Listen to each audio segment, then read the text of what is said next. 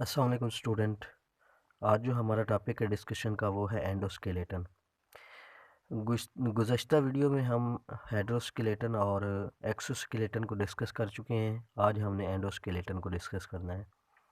Endoskeleton जो है skeleton है, स्केलेटन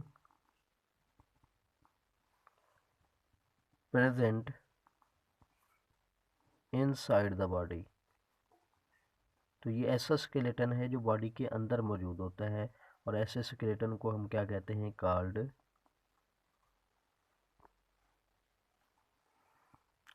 एंडोस्केलेटन। ठीक है जी। The skeleton present inside of the body called endoskeleton. तो वो स्केलेटन जो बॉडी के अंदर मौजूद होता है वो कौन सा होता है? एंडोस्केलेटन। ठीक है जी। अब ये जो एंडोस्केलेटन है इसके अंदर टू टाइप ऑफ सेल होते हैं, टू टाइप ऑफ टिश्यू होते हैं। ठीक है जी, जिनको हम क्या कहते हैं जी? Bone and second tissue is cartilage. ठीक होगी जी। अब ये बोन और कार्टिलेज इन दोनों के अंदर, ये दोनों पहले तो ये जानने की हैं कि ये दोनों कनेक्टिव टिश्यू हैं, हार्ड कनेक्टिव टिश्यू हैं। और इन दोनों कनेक्टिव टिश्यू के अंदर बहुत सारे लिविंग सेल होते हैं, लिविंग सेल जो बोन और कार्टिलेज के मैट्रिक्स के अंदर होते हैं। और इन लिविंग सेल को हम नाम देते हैं कोलेजन का। ठीक है जी। अगर कोलेजन की प्रॉपर डेफिनेशन करें तो वो ये होगी कि लिविंग सेल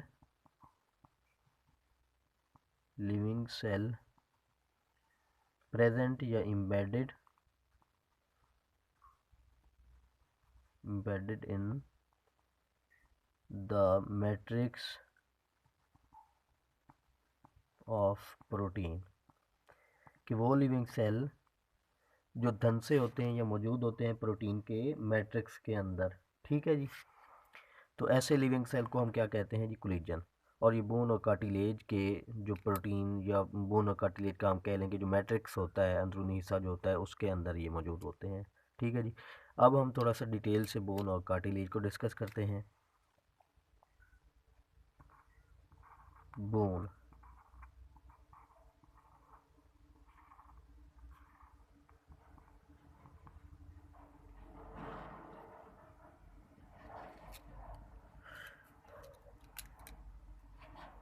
बोन जो है ये हार्ड कनेक्टिव टिश्यू हैं जी, बहुत ही हार्ड कनेक्टिव टिश्यू हैं। और ये हार्ड क्यों होते हैं? ये हार्ड इसलिए होते हैं क्योंकि बोन के अंदर मिनरल डिपॉजिट होते हैं।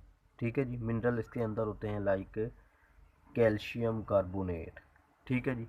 तो ऐसे मिनरल डिपॉजिट होने की वजह से बोन जो होते हैं वो बहुत ही हार्ड होते हैं। और हार्ड कनेक्टिव टिश्यू को हम क्या कहते हैं जी?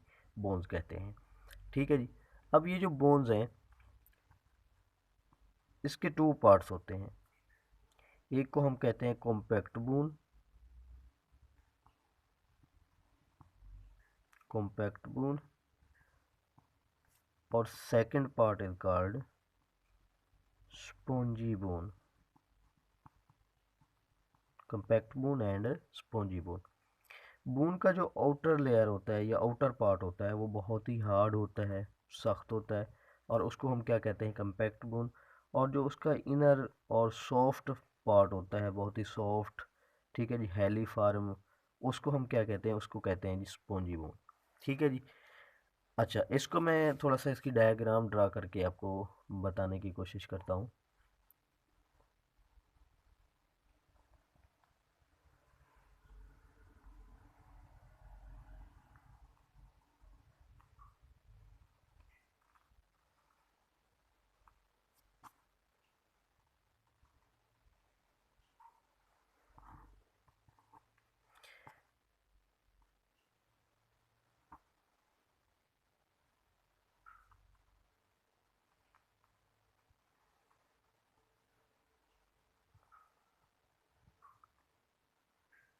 ठीक है जी।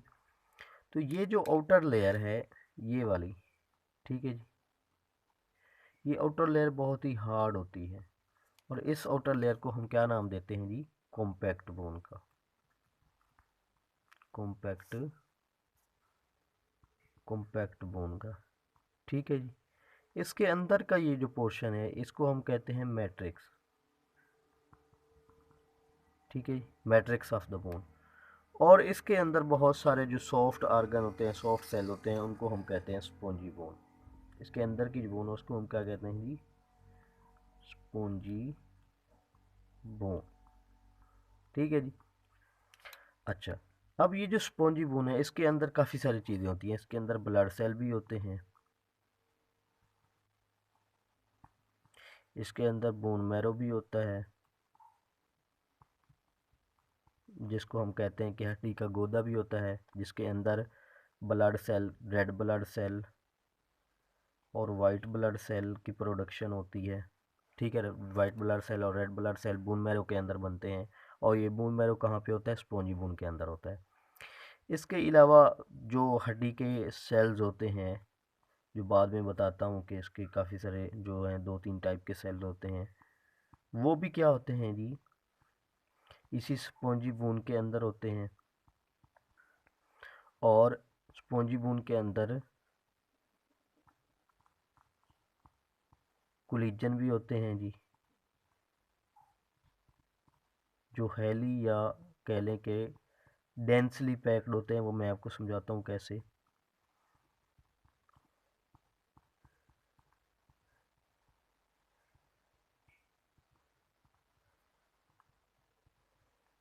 ठीक है जी। तो कौन कौन सी चीज़ें होगी स्पॉन्जी बोन के अंदर, ब्लड सेल, बोन मैरो जिसके अंदर red blood cell, white blood cell बनते हैं, ठीक है ना जी। उसके अंदर, इसके अंदर कोलेजन, फाइबर भी होते हैं, ये वाले जो आपको दिखाई दे रहे हैं धागों की तरह। और ये क्या होते हैं, डेंसली पैक होते हैं, डेंसली पैक्ड, ठीक है। डेंसली पैक्ड का मतलब ये है कि ये बिल्कुल एक दूसरे के नज़दीक होते हैं, डेंसली पैक होते हैं, ठीक है जी। तो ये हैं जी उसके टू पार्ट, एक कम्पैक्ट बोन, बाहर वाला हार्ड पार्ट, और अंदर वाला जो सॉफ्ट पार्ट होता है उसको क्या बोलते हैं जी, स्पॉन्जी बोन। उसके बाद बोन के अंदर 3 तरह के सेल्स होते हैं।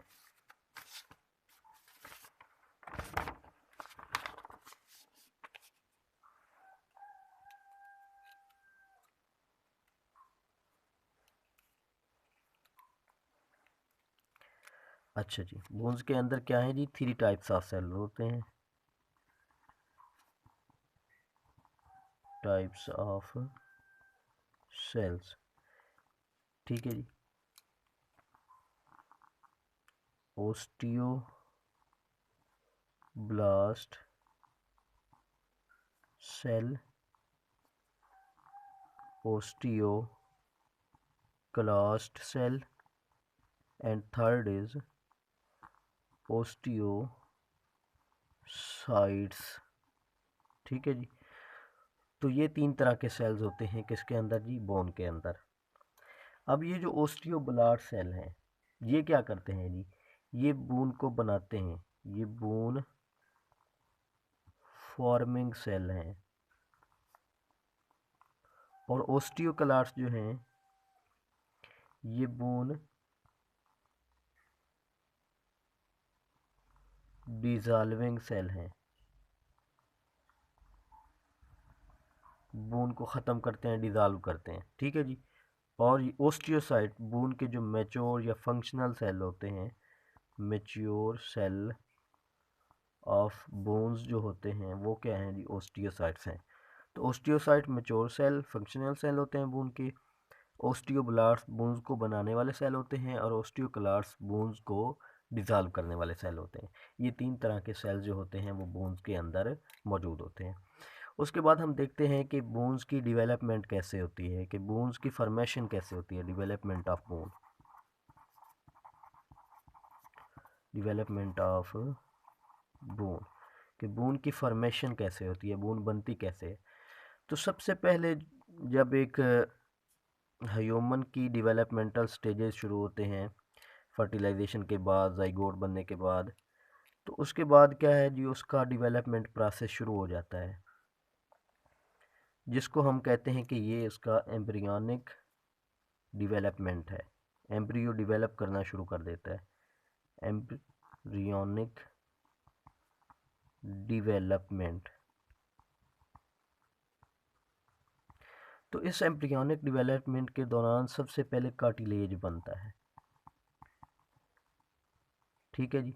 और फिर कार्टिलेज से बोन बनाया जाता है, ठीक है। कार्टिलेज से बोन कैसे बनता है, उसका प्रोसेस जो है वो इस तरह के है। सबसे पहले जो ऑस्टियोक्लास्ट होते हैं, ठीक है जी, ये क्या करते हैं जी, ये इन्वेड करते हैं, हमला करते हैं किसके ऊपर, कार्टिलेज के ऊपर, कार्टिलेज के ऊपर, और उसको डिज़ाल्व कर देते हैं, उसको ख़त्म कर देते हैं, ठीक है जी। कौन से सेल, ऑस्टियोक्लास्ट। जैसे मैंने पीछे बताया है कि ऑस्टियोक्लास्ट जो होते हैं ये डिज़ाल्विंग सेल होते हैं, बोन के लिए भी और कार्टिलेज के लिए भी। तो ऑस्टियोक्लास्ट जो हैं ये इन्वेड हमला करते हैं कार्टिलेज के ऊपर और उसको डिज़ाल्व कर देते हैं। जैसे ही कार्टिलेज डिज़ाल्व होता है तो उसके बाद क्या होता है जी, ओस्टियोब्लास्ट क्या करते हैं, ओस्टियोब्लास्ट सेल जो होते हैं वो बूंस की फॉर्मेशन कर देते हैं, बूंस बना देते हैं और रिप्लेस कर लेते हैं कार्टिलेज की जगह पे, ठीक है जी। कार्टिलेज की जगह पे किसको ले आते हैं, बोन्स को ले आते हैं। कौन से सेल, ऑस्टियोब्लास्ट। ऑस्टियोक्लास्ट ने कार्टिलेज को ख़त्म किया तो ऑस्टियोब्लास्ट कार्टिलेज की जगह पे बोन्स को ले आए, ठीक है, बोन्स की फॉर्मेशन कर दी। तो जब बोन्स के सेल बन जाते हैं तो पहले ये इमेच्योर होते हैं, इमेच्योर होते हैं, हार्ड नहीं होते। तो इनको हार्ड करने के लिए इनके अंदर मिनरल डिपॉजिट कराए जाते हैं, ठीक है जी, मिनरल को डिपॉजिट कराया जाता है। वो मिनरल कौन कौन से हैं, उसमें कैल्शियम भी है, कैल्शियम कार्बोनेट भी है, फास्फोरस भी है, ठीक है जी। तो ये इन सारे मिनरल को डिपॉजिट करके बोन्स को क्या किया जाता है, हार्ड किया जाता है। और उसके जो इमेच्योर सेल होते हैं वो क्या बन जाते हैं जी, मैच्योर हो जाते हैं, जिनको हम क्या कहते हैं जी, ओस्टियोसाइट्स। तो ये है जी बोन्स, उसके कितने पार्ट होते हैं, ठीक है जी। दोबारा से मैं रिवाइज करवा देता हूँ। आज हमने एंडोस्केलेटन के बारे में डिस्कस किया कि ऐसा स्केलेटन है जो बॉडी के अंदर मौजूद होता है। इसके अंदर दो तरह के टिश्यू होते हैं, एक बोन और कार्टिलेज। ये दोनों कनेक्टिव टिश्यू हैं, हार्ड कनेक्टिव टिश्यू हैं, और इन दोनों के अंदर लिविंग सेल होते हैं जिसको हम कोलिजन कहते हैं, ठीक है। कोलिजन की प्रॉपर डेफिनेशन क्या थी कि ये ऐसे लिविंग सेल हैं जो इम्बेडेड होते हैं, ढंग से होते हैं, मौजूद होते हैं प्रोटीन के मैट्रिक्स के अंदर, ठीक है जी। उसके बाद बोन्स क्या हैं, ये हार्ड कनेक्टिव टिश्यू हैं। और हार्ड क्यों होते हैं, क्योंकि इनके अंदर मिनरल डिपॉजिट होते हैं, लाइक कैल्शियम कार्बोनेट। और इसके आगे टू पार्ट्स हैं, compact bone and spongy bone. Compact bone बाहर वाला जो हिस्सा होता है उसका, और ये बहुत ही हार्ड होता है, ठीक है जी। और अंदर वाला हिस्सा जो होता है वो सॉफ्ट होता है, जिसको हम कहते हैं स्पॉन्जी बोन। और उसके अंदर ब्लड सेल्स भी होते हैं, बोन मैरो भी होता है जिसके अंदर ब्लड सेल की फॉर्मेशन होती है, और उसके अंदर कोलेजन फाइबर भी होता है जो कि डेंसली पैक होता है, ठीक है। उसके बाद हमने इसके सेल्स पढ़े कि बोन्स के अंदर तीन तरह के सेल्स होते हैं। ओस्टियोब्लास्ट ऐसे सेल हैं जो बोन्स बनाते हैं, ओस्टियोक्लास्ट ऐसे सेल हैं जो बोन को डिज़ोल्व कर देते हैं, और ओस्टियोसाइट्स ऐसे सेल हैं जो बोन के मेच्योर सेल या फंक्शनल सेल होते हैं। फिर डेवलपमेंट ऑफ बोन पढ़ा कि बोन्स बनती कैसे है। अर्ली डेवलपमेंटल एम्ब्रियोनिक स्टेजेस या एम्ब्रियोनिक डेवलपमेंट स्टेजेस में कार्टिलेज बनता है, और फिर कार्टिलेज से बोन बनाया जाता है। वो कैसे कि ओस्टियोक्लास्ट सेल जो होते हैं वो कार्टिलेज पर हमला करते हैं और उनको ख़त्म कर देते हैं। तो उसकी जगह पर, कार्टिलेज की जगह पर, ओस्टियोब्लास्ट नियो बोन बना देते हैं। बोन पहले इमेच्योर होती है, हार्ड नहीं होती, तो उसको हार्ड किया जाता है मिनरल को डिपॉजिट करके। वो mineral calcium, calcium carbonate, phosphorus वगैरह होते हैं। तो उसके बाद ये बोन हार्ड भी हो जाती है और इसके सेल मैच्योर भी हो जाते हैं, जिनको हम ओस्टियोसाइट्स बोलते हैं। तो इंशाल्लाह नेक्स्ट वीडियो में हम डिस्कस करते हैं जी कार्टिलेज के बारे में।